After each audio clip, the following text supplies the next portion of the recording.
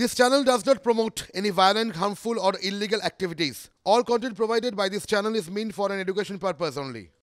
আর এই নতুন বছরে নতুন বড় খবর হচ্ছে সৌরজগতের এক্স-রে নতিগতি বুঝতে এবারে অভিযান ইসরোর। শ্রীহরিকোটা থেকে এক্সপোস্যাট উপগ্রহ নিয়ে উড়বে পিএসএলভি রকেট। এই উড়ে গেল পিএসএলভি রকেট, আপনাদের সামনে সরাসরি আমরা সেই শ্রীহরিকোটার ছবি তুলে ধরছি। Bright morning of the New Year's Day made brighter by a majestic liftoff. PSLV C-58 carrying India's X-ray polarimetric satellite towards its destination.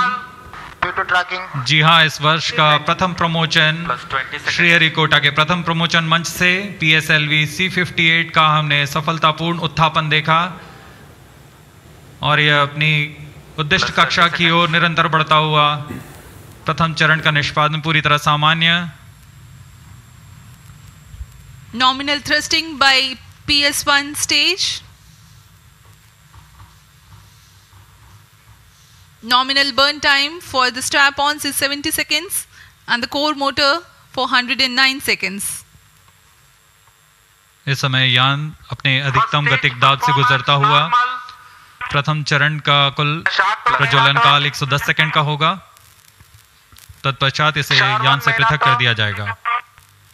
Sharp tracking station currently tracking the flight. Ground lead strap-on separated. दोनों स्ट्रैप-ऑन्स को यान से আমরা এই মুহূর্তে সরাসরি সেই ছবি দেখাচ্ছিলাম। শ্রীহরিকোটা থেকে এক্সপোস্যাট উপগ্রহ নিয়ে উড়ে গেল পিএসএলভি রকেট। কমলেশ আমাদের সঙ্গে রয়েছেন টেলিফোন, আমাদের সহকর্মী। কমলেশ, এই এক্সপোস্যাট বিষয়টা যদি একটু বুঝিয়ে বলো। দেখো, এটা পোলারিমিটার একটা উপগ্রহ। পোলারিমিটার উপগ্রহের কাজ নানা এই সৌরজগৎ এবং সৌরজগতের বাইরে যে অন্য নক্ষত্রের জগৎ রয়েছে সেখান থেকে তো নানা সময় বিভিন্ন এক্স-রে আমাদের পৃথিবীর দিকেও আসছে এবং সেখানেও রয়েছে। এই এক্স-রের মতিগতি বোঝার কাজটা সে অর্থে খুব কম হয়েছে এখনো পর্যন্ত।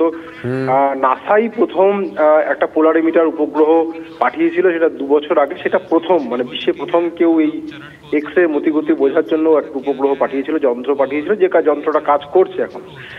নাসার পরে এই দ্বিতীয় হিসেবে ইসরো একটা পোলারিমিটার উপগ্রহ পাঠালো, যে এই বিভিন্ন সেলেস্টিয়াল বডি যেগুলো বলা হয় যে পৃথিবীর বাইরে, পৃথিবীর যে মহাকর্ষীয় এলাকা তার বাইরে, যেমন চাঁদ হতে পারে, সেটা অন্য গ্রহগুলো হতে পারে, অন্য নক্ষত্র হতে পারে, এখান থেকে যে এক্স-রে গুলো আসে সেই এক্স-রে গুলো আমাদের পৃথিবীতে কতটা প্রভাব, সৌরজগতে মহাকাশে তার কতটা প্রভাব, কারণ মহাকাশে আমাদের বহু উপগ্রহ রয়েছে, সেগুলোর উপর এগুলো কোনো প্রভাব পড়ছে কিনা, এই যাবতীয় বিষয়গুলো অনুধাবন করার জন্য ইসরো এই রকেট, এই উপগ্রহ পাঠালো, পিএসএলভি রকেট, যাকে নিয়ে এখন উড়ে যাচ্ছে। এটা আজকেই 650 কিলোমিটার উঁচু যে কক্ষপথ রয়েছে পৃথিবীর চারপাশে, সেই 650 কিলোমিটার উঁচু কক্ষপথে এটাকে বসিয়ে দেবে এবং আগামী 5 বছর ধরে এই এক্সপোস্যাট উপগ্রহ কাজ করবে। এর মধ্যে দুটো যন্ত্র রয়েছে শুভজিৎ, একটা পোলিক্স আর একটা এক্সপেক্ট। এই দুটো যন্ত্র, এগুলোকে পে লোড বলা হয় বিজ্ঞানের ভাষায়, ইসরোর ভাষায়।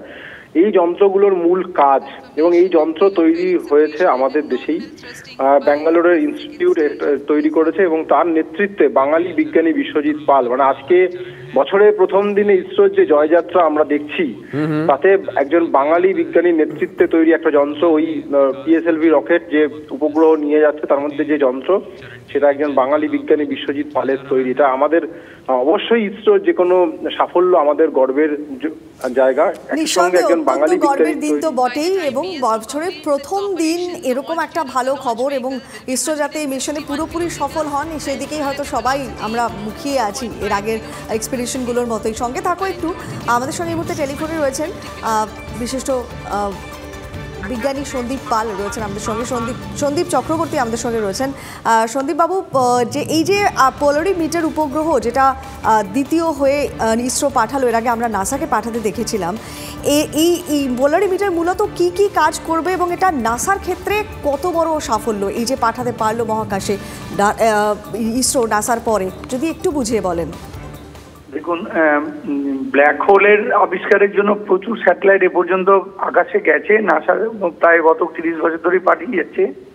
কিন্তু ইসরোর এইটা যেটা স্পেশাল কাজ হলো যে শুধু ব্ল্যাক হোলের কাছ থেকে যে এক্স-রে আসছে, সেই এক্স-রেটা জানাই শুধু না, যে ম্যাটারটা ব্ল্যাক হোলে পড়ছে সেই ম্যাটারের কনফিগারেশনটা কি, মানে ও স্ফেরিক্যালি সিমেট্রিক্যালি পড়ছে না চ্যাপটা ডিস্কের মতো হয়ে পড়ছে সেটা নির্ভর করছে পোলারাইজেশন কতখানি। এবং পোলারিমেট্রির কাজ হলো যে জিওমেট্রি বার করা, যে ম্যাটারটা গিয়ে পড়ছে। আপনারা জানেন যে ব্ল্যাক হোল থেকে কোনো রেডিয়েশন ডাইরেক্টলি বেরোয় না, যখন ম্যাটার ব্ল্যাক হোলে গিয়ে পড়ে কোন পাশে আশেপাশে তারা থেকে, সেই ম্যাটার থেকে যা এক্স রে বেরোয় সেই এক্স রে শুধুমাত্র আমরা দেখতে পাই। কিন্তু এখন প্রশ্ন হচ্ছে যে পোলারিমিটার তাহলে কি করবে? পোলারিমিটার করবে যে এই যে ম্যাটারটা গিয়ে পড়ছে সেটা চ্যাপটা ডিস্কের মতো হয়ে ঘুরতে ঘুরতে গিয়ে পড়ছে না স্ফেরিক্যাল বলের মতো চারিদিক থেকে এসে পড়ছে। যদি চারিদিক থেকে এসে পড়ে তাহলে তার পোলারাইজেশন হবে 0, আর যদি ঘুরতে চ্যাপটা হয়ে পড়ে তাহলে 3 থেকে 5%, 7% হবে পোলারাইজেশন। ফলে এই পোলারাইজেশনটা খুব ইম্পর্টেন্ট। এই প্রথম ইসরো যে পেলোডটা পাঠালো, যে দুটো পেলোড পাঠাচ্ছে, একটা হচ্ছে তার এক্স রে এবং স্পেকট্রাল প্রপার্টি বার করার জন্য, আরেকটা হচ্ছে যে ম্যাটারটা পড়ছে তার জিওমেট্রি বার করার জন্য। ফলে এই দুটো সাইমালটেনিয়াস অবজারভেশন হবে। প্রায় 50খানা ব্ল্যাক হোলকে টার্গেট করা হয়েছে, খুব স্পেসিফিক টার্গেট করেছে ডক্টর বিশ্বজিৎ পাল রমন ইনস্টিটিউটে বহুদিন আগে থেকে। 2006 সাল থেকেই ইসরো এটা পেলোডটা তৈরি করার বরাদ দিয়েছে এবং কাজটা অ্যাকচুয়ালি কমপ্লিট হয়েছে এবং আলটিমেটলি লজিক্যাল কনক্লুশন হলো সুন্দর অরবিটে যাচ্ছে। এটা আমাদের কাছে খুব একটা সুখবর। ব্ল্যাক হোলে প্রচুর খবর আসবে, শুধু তাই না, ব্ল্যাক হোলে ম্যাটার যেভাবে পড়ছে তার জিওমেট্রিটাও আসবে। এ পর্যন্ত নাসার যন্ত্রপাতি কিন্তু পোলারাইজেশনকে অত বেশি গুরুত্বপূর্ণ ইম্পর্টেন্স দেওয়া হয়েছিল না। নাসা কিংবা ইন্টিগ্রাল স্যাটেলাইট এগুলো মেপেছে, এমনকি আমাদের অ্যাস্ট্রোস্যাটও গামারে বাসছে কোনো জায়গা থেকে মেপেছে। কিন্তু এটাই প্রথম যেটা আর কি ব্ল্যাক হোল থেকে কন্টিনিউয়াসলি পোলারাইজেশনটা মাপতে পারবে ব্ল্যাক হোলের রেডিয়েশন থেকে। আচ্ছা, অনেক ধন্যবাদ সন্দীপ বাবু আমাদের সঙ্গে কথা বলার জন্য। এই সেই ওয়ার রুম শুভজিৎ, এর আগে আমরা যেখান থেকে আদিত্য L1 দেখেছি, যেখানে চন্দ্রযানের চাঁদে নামা দেখেছি, আজকে আবার কৃষ্ণ গহ্বরের খোঁজে পাড়ি দিল সৌরজগতের এক্সরের মতিগতি বুঝতে আজ অভিযান হলো ইসরো শ্রীহরিকোটা থেকে এক্সপোস্যাট উপগ্রহ নিয়ে উড়ে গেল PSLV রকেট। আর এই ধরনের এক্সরে পোলারিমিটার উপগ্রহ এই প্রথম ইসরো পাঠাচ্ছে, যেটা এতক্ষণ ধরে আমাদের প্রতিনিধি এবং আমরা যে বিজ্ঞানীর সাথে কথা বললাম তিনিও বলেন বস্তুত এই পোলারিমিটার উপগ্রহ পাঠানোর ক্ষেত্রে নাসা প্রথম আর তারপরে ইসরো। এই উপগ্রহে রয়েছে পলিক্স ও এক্সপেক্ট নামে দুটি যন্ত্র। বাঙালি বিজ্ঞানী বিশ্বজিৎ পালের নেতৃত্বেই তৈরি হয়েছে যন্ত্র। আগামী 5 বছর ধরে মহাকাশে কাজ চালাবে এই উপগ্রহ। But PS4 continues to coast for another 400 seconds. 2400 kilometre ধরে কুয়াশা, মানে বছরের প্রথম দিনে কুয়াশা সাম্রাজ্যবাদ। কুয়াশা করিডোরে আফগানিস্তান থেকে ত্রিপুরা, ঘন কুয়াশায় দৃশ্যমানতা কম দিল্লি থেকে দক্ষিণবঙ্গে। কথা বলবো, আমাদের সঙ্গে রয়েছেন আমাদের প্রতিনিধি কমলেশ চৌধুরী। কমলেশ, এবারে তো একেবারে কুয়াশা করিডোর, মানে আফগানিস্তান থেকে দিল্লি এবং দক্ষিণবঙ্গের তো আমরা কয়েকদিন ধরে ছবিই দেখছি, আর ঠান্ডার তো লেশমাত্র নেই।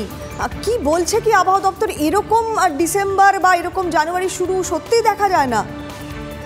দেখো, এই মুহূর্তে একটা পশ্চিমী ঝঞ্ঝা ঢুকেছে, তার প্রভাবে এত জলীয় বাষ্প ঢুকেছে আমরা দেখতে পাচ্ছি উপগ্রহ চিত্রে। আফগানিস্তান থেকে আমাদের একেবারে পাকিস্তান, উত্তর ভারত, মধ্য ভারত, পূর্ব ভারত, ইভেন বাংলাদেশ পেরিয়ে উত্তর পূর্ব ভারত পর্যন্ত বিস্তৃত কুয়াশা। এত দীর্ঘ মানে কুয়াশা গত কদিন ধরেই হচ্ছিল, কিন্তু আজকে কুয়াশার বিস্তার সব থেকে বেশি বছরের প্রথম দিনে। এবং যেহেতু এত জলীয় বাষ্প ঢুকে গিয়েছে, রাতের তাপমাত্রা কিছুতেই নামতে পারছে না। আজকে বছরের প্রথম দিন কলকাতার সর্বনিম্ন তাপমাত্রা 16.2 ডিগ্রি সেলসিয়াস, মানে স্বাভাবিকের থেকে 2 ডিগ্রি বেশি। এখন কোথায় জাকিয়ে শীত থাকবে তার বদলে তাপমাত্রা অনেকটা বেশি থাকছে। এই পরিস্থিতি আগামী 7 দিনেও আগামী 7 দিনেও খুব একটা বদলাবে না। আর রাত তাপমাত্রা কলকাতার আশপাশে এরকম 16-17 ডিগ্রিতেই থাকবে। 7 দিনেও জাকিয়ে শীত তো দূরের কথা, একটু বেলা বাড়লে দেখবে ঠান্ডাটা আরো একেবারেই চলে যাচ্ছে। এই পরিস্থিতিটাই থাকবে যতক্ষণ না পর্যন্ত এই ঝঞ্ঝা সরছে। একদমই বলেই, মানে এটা সত্যি খুব একটা আশা সুখকর তো নয়। ঠান্ডার সময় এরকম একটা পরিস্থিতি, ঠান্ডা পড়ছে না অথচ কুয়াশায় দৃশ্যমানতা একেবারে নেই। অনেক ধন্যবাদ কমলেশ।